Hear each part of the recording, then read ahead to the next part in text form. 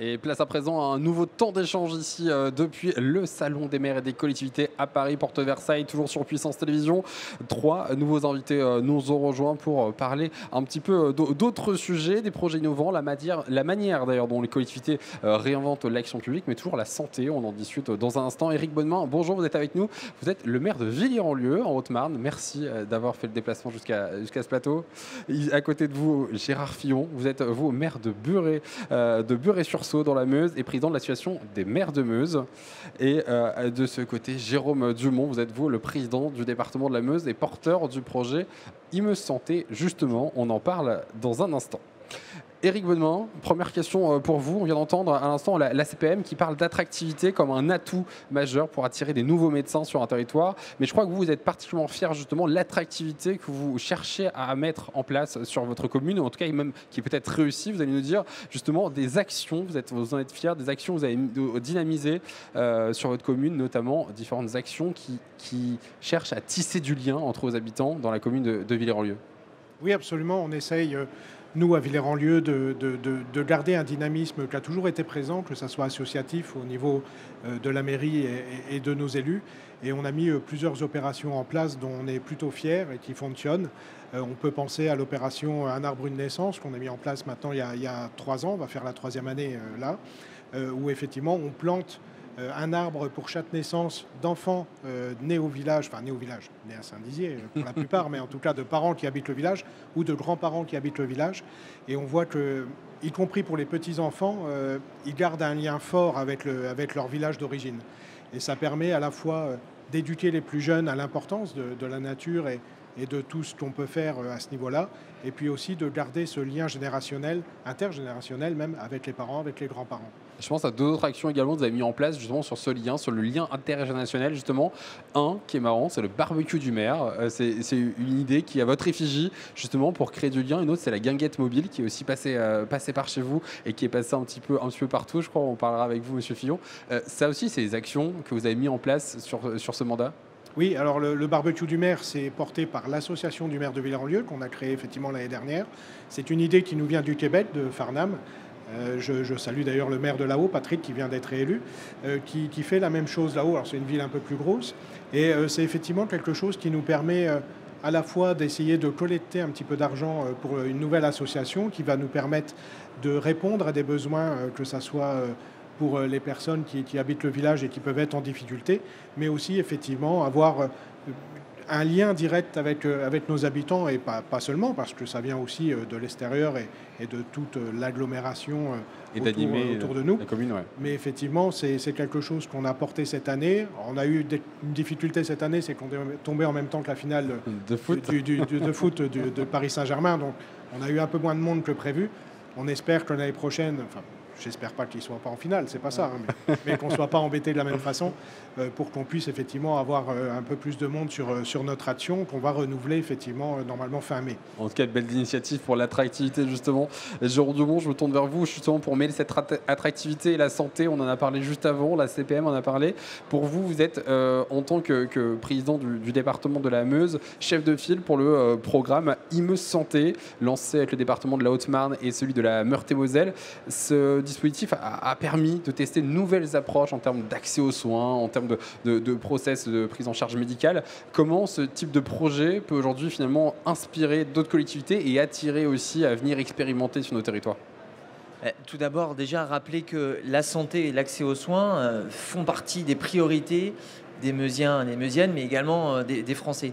Donc, à partir de ce constat, nous souhaitons mettre en œuvre un certain nombre d'expérimentations. Et en 2019, mon prédécesseur a candidaté au territoire d'innovation qui nous a permis d'aller sur cette expérimentation, comme vous l'avez dit, avec la Meurthe-et-Moselle et la Haute-Marne sur IME Santé, qui nous permet de en tester, d'expérimenter à la fois une organisation et aussi des actions claires en termes de télémédecine, Il y en a entre 15 et 20 aujourd'hui dans l'ensemble de nos 3 territoires, en Meuse, en Haute-Marne et en Meurthe-et-Moselle, autour d'un médecin qui est aujourd'hui à Meuse-CGV, enfin, on va transférer, et qui permet d'être en télémédecine. Mais on a aussi des actions, tout à l'heure, les maires de Saint-Dizier et de Bar-le-Duc en parlaient avec le GHT et l'hôpital notamment de Verdun, sur des suivis en termes de pneumologie, en termes de femmes qui sont enceintes pour faire le suivi des grossesses à distance, notamment pendant la période du Covid. Et toutes ces expérimentations nous permettent par la suite de généraliser la méthode, l'organisation, pour être le plus efficace possible et pour répondre aux besoins de santé que nos concitoyens peuvent avoir. Comment finalement, je précise juste que le prix de l'accès aux soins 2025 a été remis justement au programme Meuse Santé lors du congrès national à Vendôme. Comment finalement, dans la Meuse, parce qu'on l'entend, hein, on dit territoire qui n'est pas attractif, etc. Finalement, on innove là sur le sujet de la santé. Comment vous, Gérard Fillon, avec votre vision justement de président là, de l'association des maires de Meuse, mais aussi en tant que maire d'une commune rurale, comment on innove finalement dans nos territoires, dans la Meuse aujourd'hui ? Si vous voulez, ce département trop mal connu, qui souvent a une vision pessimiste, a beaucoup d'atouts. Notre positionnement territorial, très bien, nous sommes quand même plus près du cœur de l'Europe, et donc nous avons des possibilités. Nous avons des gens qui sont très motivés, qui sont courageux. On sait que tous les gens de l'Est sont des travailleurs, fidèles à leur territoire. Donc tout ça est très important. Et nous, derrière, si vous voulez, on a surtout une difficulté, c'est la possibilité d'accueillir les populations. Tous les Meusiens, tous les élus meusiens se sont battus, le département, les intercommunalités, les communes, les associations d'élus, pour inverser la courbe de la population. Ça, c'est un vrai handicap qui nous pose des problèmes à tout point de vue, parce que nous manquons d'ingénierie technique, financière, humaine, etc. Or, nous avons des chances, nous avons des atouts économiques. Je pense à Daimler, on a eu Safran, on aura CGO. Des entreprises qui sont vraiment aujourd'hui et notre problème, c'est qu'un département comme le nôtre, nous sommes en train, dans beaucoup de nos territoires, de mettre en place nos PLUI, dans le cadre de nos intercommunalités. Et nous sommes un peu corsetés avec toute cette législation sur le ZAN dont il a été beaucoup question. Le président Lisnard en a parlé tout à l'heure. Pour moi, c'était une incongruité d'appliquer cette législation sur notre territoire. À tel point que nous sommes maintenant dans la nécessité d'établir, de réunir tous les cadres de ce département et tous les élus pour essayer de travailler sur la façon de mieux accueillir de nouveaux salariés sur notre territoire. Daimler annonce plusieurs centaines d'embauches dans les années à venir, et il faut qu'on puisse le faire. Donc le département a un rôle important à jouer, et les communes et les intercommunalités aussi. Donc ça, c'est un des volets. Sinon, nous, dans les villages, nous travaillons aussi beaucoup sur la transition énergétique, sur la transition écologique. Justement, vous, donc là, on repart effectivement sur votre casquette de maire, sur celle justement du numérique, de l'énergie, de la mobilité, plutôt douce, hein, parfois. C'est sur les discussions qu'il y a beaucoup sur les tables aujourd'hui. C'est comment, effectivement, on sort un peu de cette voiture et on reprend un petit peu le vélo, finalement. Comment, là, on peut faire ça avec quels fonds? Et est-ce que, justement, l'impulsion économique des entreprises, des territoires, aide à ça? C'est peut-être ça aussi, finalement, quand on se dit on va travailler sur tel ou tel point, c'est parce que telle ou telle entreprise l'a suscité auprès de la mairie? À partir du moment où toutes les bonnes volontés, et le département est pilote dans cette opération sur le problème du vélo, oui. Tout un schéma départemental est mis en place. Avec Roule en Meuse. Et dans les secteurs plus marginaux, nous travaillons, nous les élus de terrain, pour venir en complément de ce que fait le département. La mobilité est un véritable enjeu dans ce département qui est nord-sud, très étiré, avec des axes principaux qui sont est-ouest. Donc c'est une difficulté. On retrouve le même schéma sur la Haute-Marne, en tout cas sur ce long département. Oui. Je pense que Éric Bonan, vous serez d'accord avec ça. Une autre question, si on change effectivement ce volet économique, volet d'énergie, la question de la jeunesse. Aujourd'hui, effectivement, on a des jeunes, bien sûr, sur les territoires, ici aussi, hein, des jeunes naissent. On l'a dit avec cette initiative où on plante des arbres à chaque naissance. Comment, aujourd'hui, vous arrivez, vous, collectivement, à mobiliser ces jeunes aujourd'hui? Et je crois que vous le faites dès le plus jeune âge, avec différentes actions. Chez vous, sur le département, c'est avec ce conseil départemental des enfants. On a le conseil municipal. On a effectivement le passeport du civisme, je crois également aussi chez vous à Villiers-en-Lieu. On a différentes actions qui mobilisent, notamment également aussi le collectif Jeunes en Meuse, avec des jeunes un peu plus adolescents, jeunes adultes. Comment on les mobilise et est-ce que ça permet derrière d'avoir des citoyens plus engagés aussi sur le territoire? Alors effectivement, si on prend l'exemple du collectif Jeunes en Meuse, qui va fêter ses 3 ans, on a voulu leur laisser une consultation et nous dire ce qu'ils voulaient. Et les thématiques qu'évoquait Gérard reviennent, notamment celle de la mobilité, parce qu'on sait que c'est un frein, mais comment on fait de ce frein une opportunité pour l'avenir? Et on a lancé au conseil départemental il y a un peu plus d'un mois maintenant le laboratoire des mobilités, parce qu'on sait que vivre en Meuse, mais je pense que c'est pareil en Haute-Marne, pour faire ses études ou pour se rendre à son travail, c'est un peu plus compliqué parce qu'on est dépendant à la voiture. Donc on peut accompagner les jeunes à passer leur permis de conduire. Ça, c'est des bourses qui existent, mais on doit aussi imaginer pour demain, et ça aussi c'est de l'innovation, et c'est pas qu'une question de moyens, c'est une question de volonté et d'opportunité, réfléchir aux nouveaux modes de transport pour la ruralité. Ça peut être le vélo, ça a été évoqué, avec des infrastructures qui doivent se développer. On a le V19, le V52, les axes nord-sud, est-ouest, pour le département, mais relié aussi, pourquoi pas, à Saint-Dizier, au lac du Der.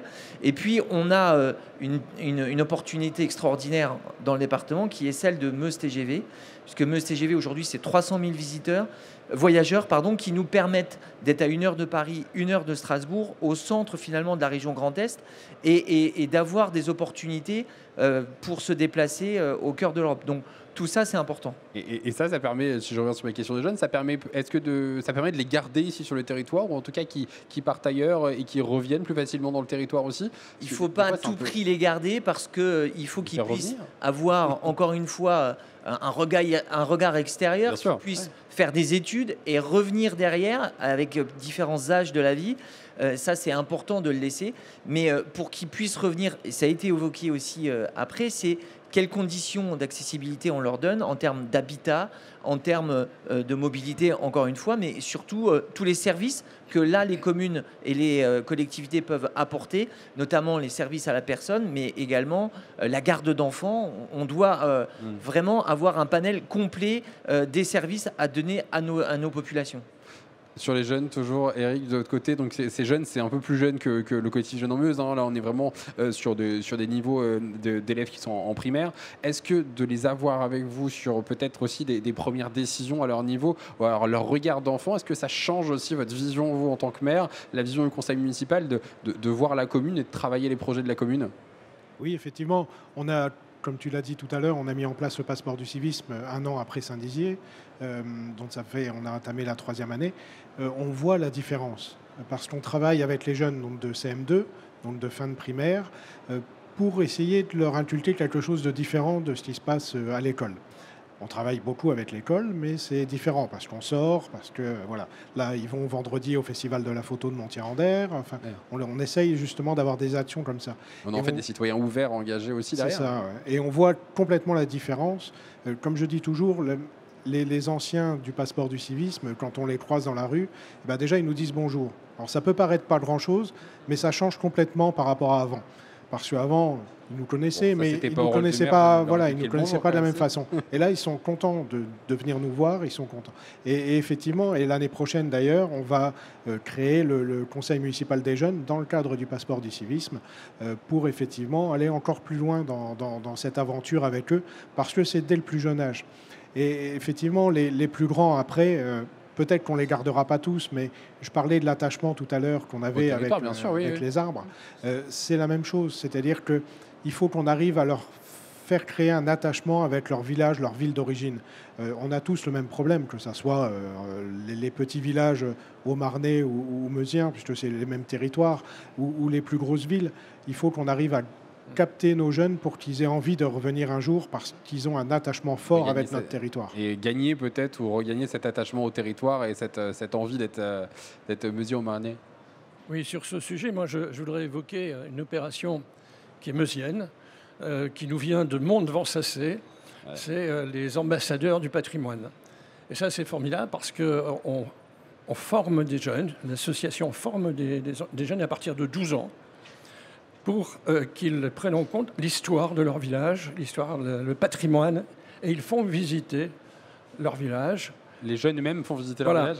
Et on a même des jeunes qui, se débrouillant bien, par exemple en langue anglaise, font visiter l'église de Mont-de-Vent-Sacé à des visiteurs étrangers en anglais. On coche toutes les cases, là. Voilà, donc ça, c'est une opération qui est superbe, voilà, qui est venue d'une façon tout à fait empirique par des élus qui avaient constaté que les gamins du village allaient plutôt jeter des pierres dans les vitraux de l'église.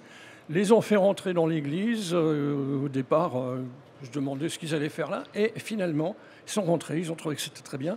Et maintenant, ce sont eux les ambassadeurs de leur territoire. C'est adaptable partout. Finalement, est-ce que c'est pas la jeunesse, l'avenir des territoires ruraux, c'est pas eux justement qui prennent à bras le corps justement ce sujet Aide-toi, le ciel t'aidera.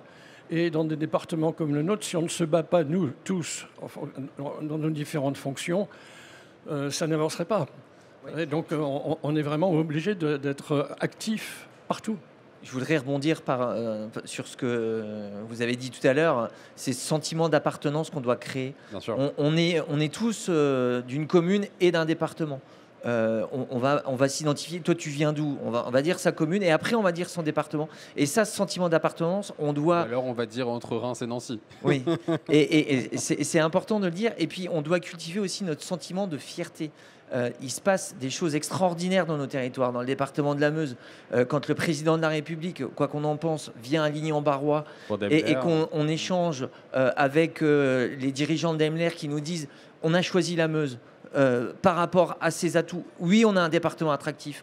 Là, on a une main-d'œuvre qui est qualifiée, on travaille, on est à proximité de Paris et de Strasbourg, on a plein de capacités et ça s'est fait au détriment de l'Allemagne. Oui. Enfin, pas au détriment de l'Allemagne, mais en concurrence avec l'Allemagne. Et ça, il faut qu'on le véhicule. C'était vraiment l'idée, quoi. Le Choose France, Choose Ligny-en-Barrois. Et ça, peut-être que parfois, est-ce que ça vient de notre ruralité, mais on a un sentiment d'infériorité, ouais. Et on veut pas le dire, c'est pas pour nous. Si, soyons fiers de ce que nous faisons dans nos territoires, dans le département de la Meuse, on a plein de réussites, et si nous, les élus, on véhicule pas ça, c'est pas les autres territoires qui vont le faire à notre place. Dernière question avant qu'on se quitte justement. Là, on parle de choisir, on parle de sentiment d'appartement, cette fierté locale. Est-ce que c'est difficile aujourd'hui de mobiliser, alors non plus les enfants cette fois-ci, mais de mobiliser les citoyens de leur problématique ? Est-ce qu'aujourd'hui, on arrive à constituer des listes pour les élections avec des citoyens engagés ? Est-ce qu'on arrive aussi à avoir les citoyens avec nous dans des projets ? Et là, je pense notamment à votre projet qui a été mis en place cette année, justement de consulter l'ensemble des Meusiens.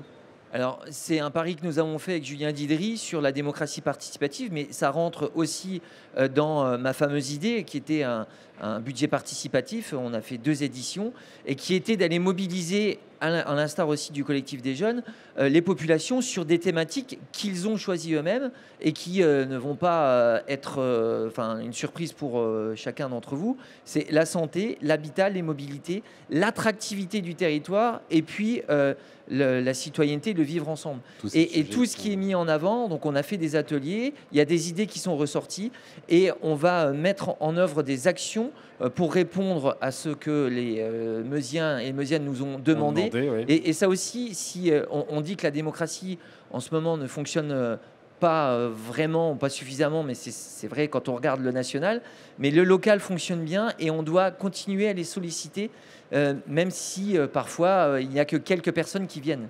Éric, vous vouliez réagir justement, le mot de la fin est pour vous. Oui, effectivement, on peut avoir 2 solutions. Soit on se lamente sur le fait que la société a changé et qu'on est dans une société beaucoup plus de consommation que de participation, soit on prend les devants et on s'adapte.